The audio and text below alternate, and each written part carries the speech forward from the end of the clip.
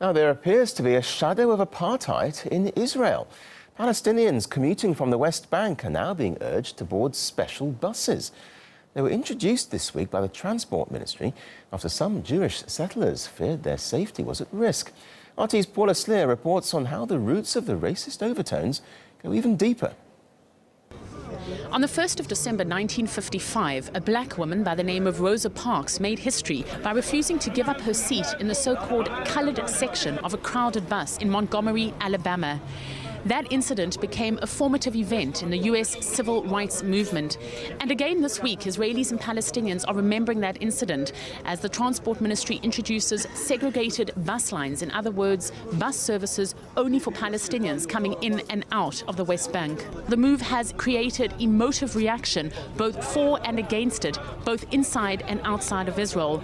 The Israeli Transport Ministry justifies it by saying that the move is an attempt to alleviate the distress of Palestinian passengers having to travel for long hours in and out of Israel. But the truth is that behind the scenes there was a lot of noise being made by Israeli settlers who refused to travel with Palestinian passengers, they say, because they're afraid. Now, newspaper editorials have had a field day with criticisms that Israel is acting in line with apartheid, that this smacks of racism and it echoes of the segregation policies back in the United States decades ago. The Palestinian passengers on this bus say it leaves a bad taste in their mouths. But the irony is that it cuts their travel time as they no longer have to travel through the settlements. The ticket is a lot cheaper and the whole travel journey is a lot less stressful. It's very hard to live with this. You can call it a racist action or whatever, but it makes it even more impossible for both sides to understand one another. We're supposed to be working in a civilized country, but they're separating us. I feel like Israeli people look at us as second class and not equal to them. I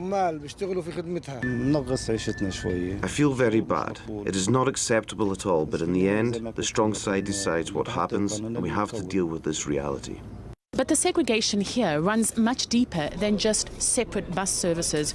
We're talking about different legal systems for Israelis and Palestinians. We're talking about different allocation of resources and preferential treatment, to name just a few. Paula Sleer, RT, on the way from Kalkilia.